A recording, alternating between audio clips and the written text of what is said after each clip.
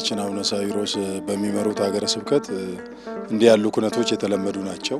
ቀደም ሲል ወደ ምዕራብ ሸዋ ሀገረ ስብከትም እንዲህ ያሉ አገልግሎቶችን ያከናውናሉ።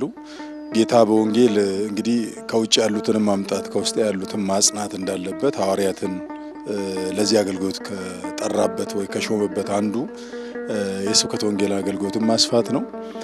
ዛሬም በዚህ በሰበታ ክፍለ ከተማ ስር ባለው በአንጃ አምባ ደብረ ብርሃን ተክለ ሃይማኖት ቤተክርስቲያን ብፁዕ አባታችን ከሌሊቱ ጀምሮ ነው በቦታው ላይ የተገኙት። ከወር በፊትም እንደዚሁ ከ75 ያላነሱ ነፍሳት ከኢአማንያን የእምነቱ አራማጅም ጭምር ቦታው ላይ በብፁዕነታቸው ተጠምቆ የሥላሴ ልጅነትን አግኝተዋል። ዛሬም ደግሞ ቁጥራቸው 29 የሚሆኑ የጥሙቃን ወይም ደግሞ ኢአማንያን የሥላሴ ልጅነት ላለፉት ጊዜያት ትምህርት ሲሰጣቸው ቆይተው 29ኙ ተጠምቋል። እንግዲህ ቀደም ሲል 30 ታስቦ ነበረ። በትራንስፖርት ምክንያት አንዱ አልተገኘም። እንግዲህ ሌሎችንም ጨምረን እሱንም በቅርቡ እንደምናጠምቅ ተስፋ አደርጋለሁ። ስለዚህ ሁለት ነገር ነው የተከናወነው።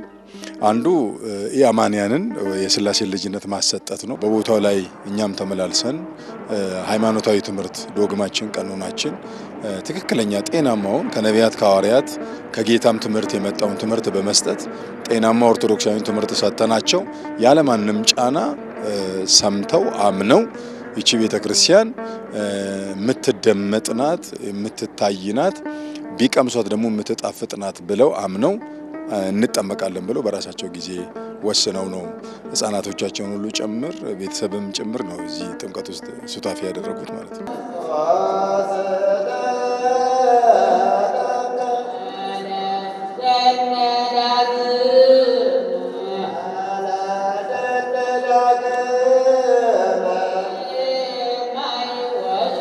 ጌታ ኢየሱስ ክርስቶስ በምሳሌ ባስተማረበት የጠፉትን ከመፈለግ አንፃር በአንድ ነፍስ መዳን በአንዲት ነፍስ ወደ ንስሐ ሕይወት በመመለስ አይደለም ካለማመን ወደ ማመን መምጣት ይቅርና መቼስ ሰው ሆኖ ስተት ብረት ሆኖ ዝገት የሚጠፋው የለምና ኃጢአትን ሰርቶ ከኃጢአታቸው ለመመለስ ንስሐ ለገቡት ሰዎች እንኳ በሰማይ መላእክት ዘንድ ታላቅ ደስታ ይሆናል ነው። እነዚህን ሁሉ ነፍሳት መማረክ እነዚህን ሁሉ ነፍሳት መግዛት እንግዲህ ቤተክርስቲያን ትልቁ አገልግሎቷ የሚያውቁ ነው። ክርስቶስ ሲመጣ አይደለም በዚህ ያህል አሁን እንግዲህ ወደ 104 ነው በዚህ አንድ ወር ውስጥ በዚህ አጥቢያ ላይ በዚህ ደብር ላይ የተመለሱት እንደ እግዚአብሔር ፈቃድ አንዱ እኮ ቢጠፋ አንዱን ፍለጋ እኮ ነው የመጣው። ስለዚህ መሰሎቼ ሰባኪያን መምህራነ ወንጌል የቤተክርስቲያን አስተዳዳሪዎች የሰበካ ጉባኤ አገልግሎት አገልጋዮች እንደገና የሰንበት ትምህርት ቤት ወጣቶች በጣም ትኩረት ማድረግ ያለብን ምንድነው? አንደኛ ቤት ውስጥ ያሉትን ማጽናት፣ ሁለተኛ የጠፉትን የተቅበዘበዙትን ደግሞ ማምጣት ያስፈልጋል። ይሄ በክርስቶስ ዘንድ የሚያስመሰግን ሐዋርያት ኦዲት የሚደረጉበት ትልቁ ነገር አዳናችሁ ወይ ነው። ምክንያቱም እሱም ከአባቱ ዘንድ ተልኮ ሲመጣ በአባቱ ዘንድ ሲመጣ የመጀመሪያ ያደረገው የጠፋውን መፈለግ ስለሆነ ሉቃስ ወንጌል ምዕራፍ 19 ቁጥር 10 ላይ የሰው ልጅ የጠፋውን ሊፈልግ የወደቀውን ሊያነሳ መጥቷልና ስለሚል ማለት ነውና ስለዚህ እንደ ስብከተ ወንጌል ሆነን ለመናገር ከሆነ የቤተክርስቲያን ደስታ ነው። ቤተክርስቲያን በቃ ሰክሰስ የሆነችበት ትልቁ ነገር ምንድነው ከተባለ ሕንጻን ቆልለ ከመስራት ሕንጻ መስራት በጎ ነገር ነው። ትውልድ አምልኮተ እግዚአብሔር የሚፈጽምበት ነው። ግን ከዚያ የሚበልጥ ሕንጻውን የሚሰሩ ሰዎች መሰራት መቻል አለባቸውና ስለዚህ እንደ ቤተክርስቲያን የትኛውም አገረ ስብከት የትኛውም በስብከተ ወንጌል ላይ ስምሪት ያደረገ ያንን ስራ ላይ ትኩረት ማድረግ አለበት። አሁን ብፁዕ አባታችን ትልቁ ትኩረታቸው ወጣቶች ላይ ነው።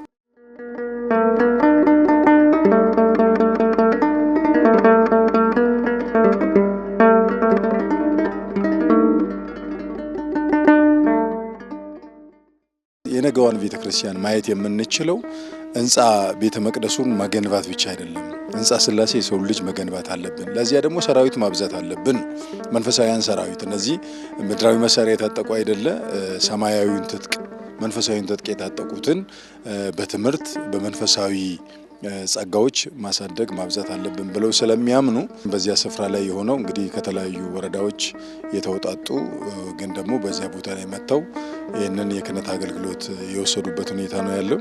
እነዚህን እንግዲህ አደራ ብለው እሳቸው ክህነቱን ሲሰጡ ከነገሯቸው አንዱ የቃል አስተማሪ ብቻ ሳይሆኑ የህይወት አስተማሪም ጭምር እንዲሆኑ እስከዛሬ ዲያቆናት የነበሩ ከእንግዲህ በኋላ ጫንቃችሁን አስፉ፣ የመስቀል ነው የምትሸከሙት፣ የምእመናን ሸክም ልትሸከሙ ነው፣ ለዚህ ነው የሾምናችሁ።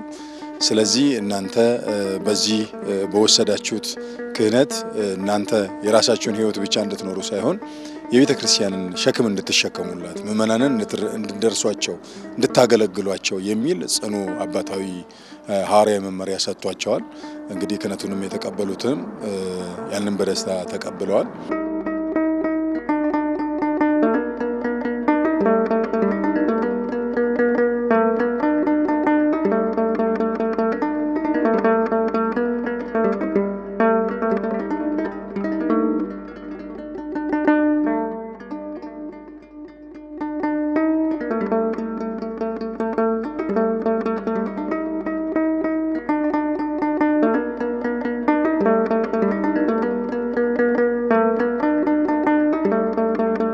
እንግዲህ ቀደም ብሎ ነው የተጀመረው ህንጻ ታላቅ ስራ ነው የተሰራው። ለዚህ ለደብረ ምሕረት ለደብሩ ብቻ ሳይሆን ለአካባቢው አጠቃላይ የሚያገለግል አዳራሽ ነው የተሰራው። አዳራሽ ብቻ ሳይሆን ቤተ መቅደስንም ጭምር ነው የተሰራው። ምክንያቱም ቤተ ክርስቲያን በሚሰራበት ሰዓት ይሄ ቤተ ክርስቲያን ይሆናል። ስለዚህ ቀላል ስራ አልተሰራም፣ ትልቅ ስራ ነው። አዳራሹ በጣም ሰፋ ያለ ነው። በጣም ሰፋ ስላለ ነው እንግዲህ ረጅም ሰዓት የቆየው። ከተጀመረው በኋላ ብዙ ነገሮች ገጥሞታል። ስለዚህ አሁን ያሉት አስተዳዳሪውና ጸሐፊው ሰበካ ጉባኤው በጣም ተክተው ሮጠው ብዙ ወጣ ወረድ ገጥሟቸው ነው ይሄን የጨረሱት። በጣም እጅግ እናመሰግናቸዋለን ሁላችሁንም፣ እነሱንም እናንተንም። ይሄ ሲጀመር መጀመሪያ ሲታሰብ ያው ውስጥ ቤተክርስቲያን ውስጥ ከሚሆን ወጣ ያለ ለሁሉም አገልግሎት የሚውል ሁሉም ሰው በሚፈልግበት ሰዓት የሚሆንበት ቦታ አድርጉ ብቻ ብያቸው ነው። ከመጀመሪያ ከመላእክት አባ ወልደ ጊዮርጊስ ጋር ነው ምክር የጀመርነው። ብዙ ደክሟል እሳቸው መላከ ስብሐት አባ ወልደ ጊዮርጊስ ዛሬ እንግዲህ ያልተጠሩም ይመስላኛል። ሌላ ስራም ገጥሟቸው ይሆናልና ብዙ ደክሟል። ለዚህ አዳራሽ ብዙ ስራ ሰርተዋል፣ ደክመዋል። እንግዲህ ወደ መጨረሻ ሲደርሱ ነው የሄዱት። በጣም ሊመሰገኑ ይገባቸዋል እሳቸው መላከ ስብሐት እና በጣም እጅግ ደስ ብሎናል ይሄን በማየታችን። ይሄ አጠቃላይ ሀገረ ስብከታችንም ለሁሉም የሚሆን አዳራሽ ነው የተሰራው።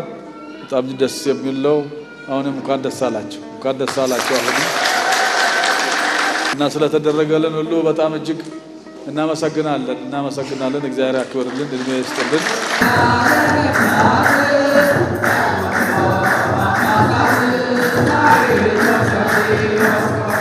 ይህንን የአዳራሽ ስራ በብፁዕ አባታችን መመሪያ ሰጭነት አስጀምሮ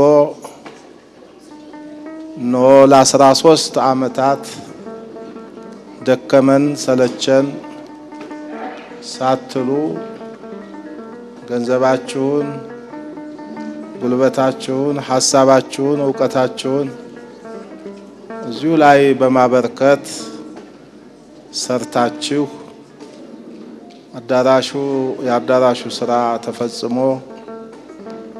ከዚህ ዕለት በብፁዓን አባቶች ስራችሁ እንዲጎበኝ ብሎም የተሰራው ሁለገብ አዳራሽ እንዲባረክ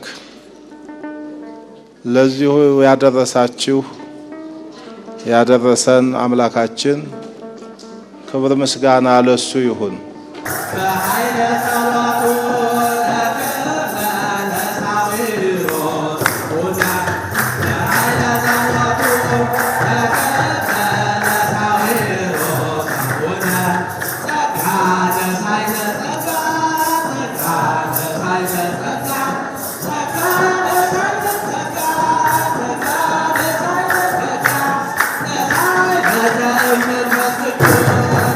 ቤተክርስቲያን ልጆች ጋብቻቸውን በቤተክርስቲያን ስርዓት ፈጽመው መገልገያ እያጡ የተቸገሩ ስለሆነ ይህንን ችግር ለመቅረፍ ሲባል የደብራችን የአምደ ሃይማኖት ሰንበት ትምህርት ቤት እስከ ዛሬ ድረስ መማሪያ የሌላቸውና ጠዋት ካህናት በተገለገሉበት ልጅ የሰላም ማታ ሕፃናቱን የሚያስተምሩ ስለነበረ ለልጆች ጤና ታስቦና በተሻለ ቦታ ሆነው መማር እንዲችሉ እንዲሁም ይህ ደብር የተሻለ አዳራሽ እንዲኖረው አከራይቶ ገቢ ማግኘት እንዲችል በክፍለ ከተማም ሆነ በሀገረ ስብከቱ ለስብሰባዎችም ሆነ ለኮርስ መስጫነት ተመራጭ እንዲሆን ታስቦ የተሰራ ስለመሆኑ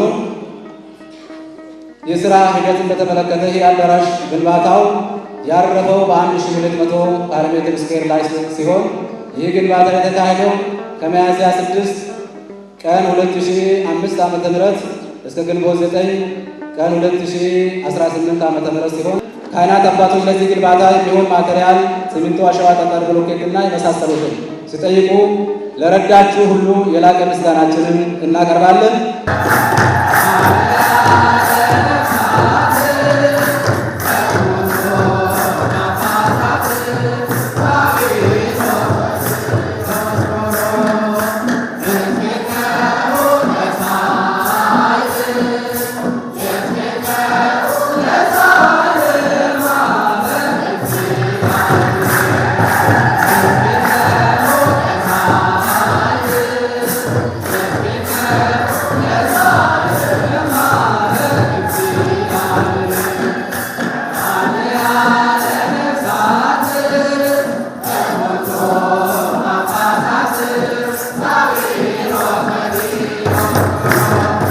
ተራዩ ግብሮ ለእግዚአብሔር የእግዚአብሔርን ድንቅ ሥራ ታዩ ዘንድ ኑ ይላል። መቼም እግዚአብሔር ድንቅ ነው። በአባቶቻችን እንደዚሁም በካህናት በምእመናን እያደረ ድንቅ የሆነውን ሥራ እያሰራ ድንቅ የሆነውን የእግዚአብሔር ሥራ እንድናይ በየጊዜው ይጠራናል። በየጊዜው መልካም ነገር እንድናይ ይፈቅድልናል። ስለሆነም እግዚአብሔር ድንቅ ነው፣ ሥራው ድንቅ ነው። በዚህ ቦታ ይህንን አዳራሽ እንዲሰራ እግዚአብሔር ስለፈቀደ ነው። እንግዲህ እግዚአብሔር ያደረበት እግዚአብሔር የፈቀደለት ሰው ምን ጊዜም የእግዚአብሔርን ሥራ ይሰራል። እግዚአብሔርን የሚከብርበት፣ እግዚአብሔር የሚቀደስበት፣ እግዚአብሔር ከፍ ከፍ የሚልበት መልካም ሥራ ይሰራል። ለሁሉም ግን የእግዚአብሔር ፈቃድ ያስፈልጋል። ያለ እግዚአብሔር ፈቃድ የሰው ልጅ ተቀምጦ መነሳት፣ ቆሞ መቀመጥ፣ መራመድ፣ መሮጥ፣ መውጣት፣ መግባት፣ ከጧት ወደ ማታ መድረስ፣ ከማታ ለጧት መድረስ የሁሉ የእግዚአብሔር ፈቃድ ነው። ከእግዚአብሔር ፈቃድ ውጭ ነፍስ ያለው ሁሉ መተንፈስ አይችልም፣ መንቀሳቀስም አይችልም፣ መሮጥም አይችልም፣ መስራትም አይችልም። ስለዚህ ለዚህ ለዓለም ገና ሕዝብ የእግዚአብሔር ፈቃድ ስለሆነለት ይህንን ሁለገብ አዳራሽ መንፈሳዊ አገልግሎት የምትገለገሉበት በገንዘባችሁ ሕይወታችሁም ገንዘባችሁም ጉልበታችሁም ዕውቀታችሁም ጥበባችሁም በዚህ ሥራ ላይ እንዲውል እግዚአብሔር ስለፈቀደ ይህ ግሩም የሆነ ድንቅ የሆነ አዳራሽ ለቤተ ክርስቲያን መገልገያ የሆነ እንድትሰሩ የእግዚአብሔር ፈቃዱ ሆኖላችኋልና እንኳን ደስ ያላችሁ። በድጋሚ ሰዓት በብፁዕ አባታችን አቡነ ሳዊሮስ መሪነት እነና በብፁዓን ሊቃነ ጳጳሳት ይህንን አዳራሽ መንፈሳዊ አገልግሎት እንዲሰጥበት ተባርኮ ለአገልግሎት እንዲውል ይፋ ተደርጓል። ልጆቻችን የአዳራሽ ቤተክርስቲያናችን አካባቢ ብዙ ጊዜ የሚቸግረው የአዳራሽ እጥረት ነው። ሰርጉም ሐዘኑም ደስታውም መንፈሳዊ አገልግሎቱም ሁሉም ከቤተክርስቲያን ቀጥሎ በአዳራሽ ይከናወናልና አሁን የአዳራሽ መሰራቱ ለማህበረ ምእመናኑ ለከተማው ሕዝብ አገልግሎት የሚሰጥ ነው። የአካባቢውን ችግር የምእመናኑንም ችግር ነው ያስወገዳችሁት የቀረፋችሁት። የከተማውንም ችግር ይቀርፋል። መንፈሳዊ አገልግሎትም ይሰጣል፣ ማህበራዊ አገልግሎትም ይሰጣል። መንግስታዊም ህዝባዊም አገልግሎት የተሟላ አገልግሎት የሚሰጥ አዳራሽ ነው። ልጆቻችን እንግዲህ የእግዚአብሔር ቤት ሆናችሁ ስለተሰራችሁ በቃለ እግዚአብሔር የእግዚአብሔርን ቤት ደግሞ በዚህ መልኩ አስውባችኋልና ያማረ የሰመረ የተስተካከለ የተቀደሰ ሕይወት አሁንም እግዚአብሔር ይስጣችሁ፣ ክፉ ነገር አይንካችሁ። ብፁዕ አባታችን አቡነ ሳዊሮስ በእግዚአብሔር ፈቃድ ብዙ ስራ እየሰሩ ያሉ አባት ናቸው። ለቤተ ክርስቲያን የተሰጡ ለእናንተም ለምእመናን የተሰጡ እኔ እንኳ የዛሬ ስንት ዓመት በዚህ ቦታ ደከመኝ ሰለቸኝ ሳይሉ እነን ዓለም ገና አካባቢ ያሉት አብያተ ክርስቲያናት በስፋት ቤተክርስቲያን ተስፋፍታ እንዲሰሩ ቀንና ሌሊት እየተጓዙ ምቹ ባልሆነ ጊዜ በመውጣት በመውረድ ትልቅ ስራ ሰርተዋል። እንደ ሌሎቹ ስላልተዘመረ ስላልተነገረላቸው ካልሆነ በስተቀር ብፁዕ አባታችን በዚህ በዓለም ገና ሰበታ አካባቢ በብልሃት በጸሎት በእውቀት በብዙ ድካም ብዙ ስራዎች ሰርተዋል። ነገር ግን እነዚህ ስራዎች ደግሞ በራሳቸው ምስክርነታቸው እስከ መቼውም ድረስ ነው። ስራዎቹ ራሳቸው ይመሰክራሉ፣ ምስክሮች ናቸውና በተለይ ከዚህ ሕዝብ ሳይለዩ ብዙ ዘመን ያገለገሉ አባት ናቸው። 24 ሰዓት እዚሁ አካባቢ ሌሊት እየተጓዙ እኛ ከነጋ ነው የመጣ ነው።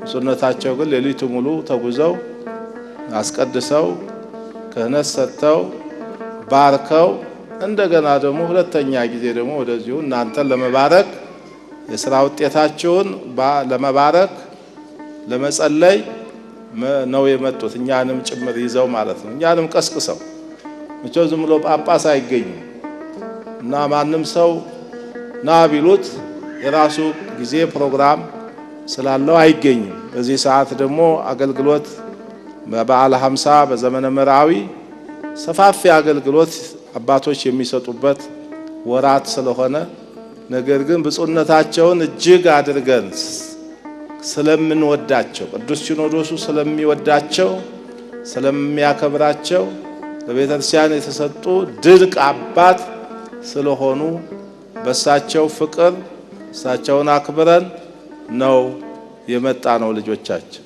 እና ስለዚህ ብፁዓን አባቶችንም በእውነት በመምጣታችሁ ለሕዝቡ ተስፋ ናችሁ። ሕዝባችን አባቶቹን አይጠላም። በዚህ ድንግዝግዝና ድንግርግር ዘመን የሚያደናግር ሞልቷል፣ የሌለ ጥላሸት የሚቀባ ሞልቷል። ነገር ግን ሕዝባችን ጽኑ ጠንካራ ስለሆነ ያው አባቶቹን በመውደድ በመቀበል ለአባቶቹ ፍቅር በመስጠት ቤተክርስቲያኑን እየጠበቀ እምነቱን አጽንቶ ቤተክርስቲያኑን እያገለገለ ያው ከአባቶቹ መመሪያ እየተቀበለ ስራውን እየሰራ የሚኖር እንደ አለት የጠነከረ ሕዝብ ስላለን ስላየን እግዚአብሔር ለሱ ክብር ምስጋና ይድረሰው። አባታችን አቡነ ሳዊሮስ እንግዲህ እኛ ሌላ ምንለው ነገር የለም። ብፁዕነታቸው ትልልቅ ስራዎች ሰርተዋል። የሕዝብ ኩራት ናቸው። የቤተ ክርስቲያን ኩራት ናቸው። ቤተ ክርስቲያን ትኮራባቸዋለች። ቤተ ክርስቲያን ትመካባቸዋለች። ቤተ ክርስቲያን እንደ ዓይን ብሌኗ ታያቸዋለች። ስለዚህ ብፁዕነታቸው እነሆ ለቤተ ክርስቲያን የተፈጠሩ ናቸው። ለራስ የሚሉት ነገር የለም። ሰው ከሰው አያበላልጡ፣ ሰው ከሰው አይለዩ። ሁሉንም በእኩልነት የሚያዩ የሚያስተዳድሩ የሚመሩ አባት ናቸው እና ድሆችንም የሚወዱ የድሃ አባት ናቸው። ከጥንት ጀምሮ የሚሉት ብፁዕነታቸው እኔ ገንዘብ ያለው ራሱን ችሏል፣ ነገር ግን ድሃን ነው የምወደው ይሉ ነበር። ይሄ አቋማቸውና ዓላማቸው ነው። ድሃን የመውደድ የወደቀውን የማንሳት የታረዘውን የማልበስ እንጀራ ያጣውን እንጀራ እንዲበላ የማድረግ ሀብተ ጸጋቸው ነው ከእግዚአብሔር የተሰጣቸውና አሁንም እንግዲህ እኛ የምንለው በደንብ ወደፊት ደግሞ ስራዎችን እንዲሰሩ እችን ቅድስት ቤተ ክርስቲያን በአግባቡ እንዲመሩ ቅድስት ቤተ ክርስቲያናቸውን በሚሰራው ስራ ሁሉ መመሪያ እየሰጡ እየደከሙ እየወጡ እየወረዱ ታላላቅ ድንቅ የሆኑ ስራዎችን ደግሞ ተጨማሪ ስራዎች እንዲሰሩ እድሜና ጤና ሰጥቶ እንዲያኖርልን የአምላካችን የእግዚአብሔር ቅዱስ ፈቃድ ይሁንልን። በእድሜ በጤና ያኑርልን። ሐዋርያዊ አገልግሎታቸው ሐዋርያዊ ስራቸው የተቃና ያድርግልን። እናንተን እግዚአብሔር ይባርካቸው።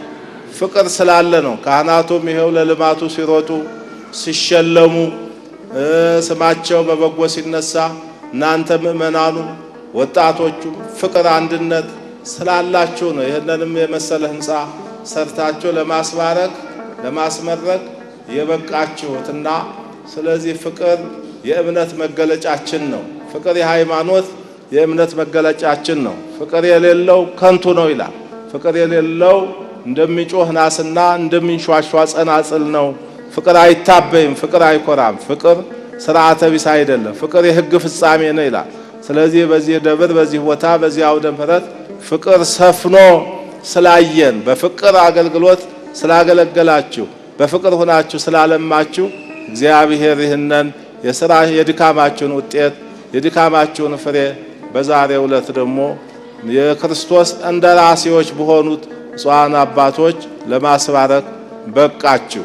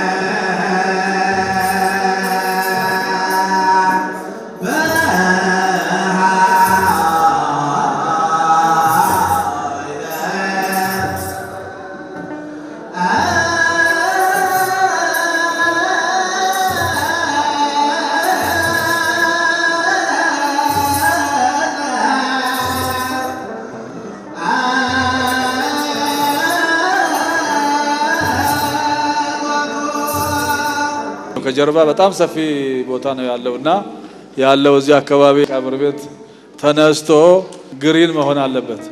ለሁሉም የሚሆን እንግዲህ አካባቢው ደስ ሲል ውስጡ ብቻ ሳይሆን ዙሪያው በጣም ደስ ሲል ለአይን የሚማርክ ሲሆን በጣም ተወዳጅነት ያለው አዳራሽ ይሆናልና በርትታቸው ይሄንን አጽዱት ለማለት ነው።